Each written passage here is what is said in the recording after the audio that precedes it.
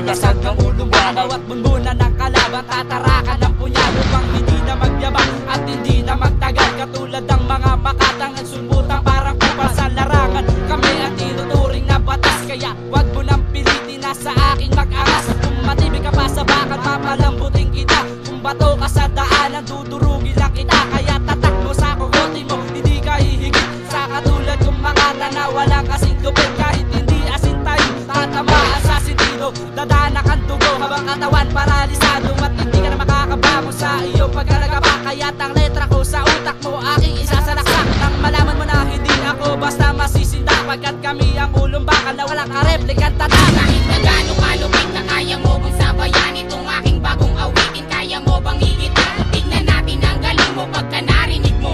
Sunod-sunod ang pagpira, sabay-sabay ang pagpayo ng bawat letrang bibitawan na walang katapatan. Kahit ilang bersikulo pa yan ay di rin sapat. At makinig ka sa mga pinanukalang batas na ulong bakal na may lirikong pinakamatigas.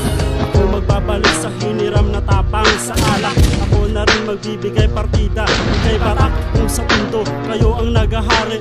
Dito sa nabotas kami ang batas na matikas. Sa aming pangalan pwede kang sumama, bawal ang umangkas. Kaya't hanggat maaga pa pwede kang tumakas. Labas ang angas, aming palalambutin. Nagmamatigas mga bayabas.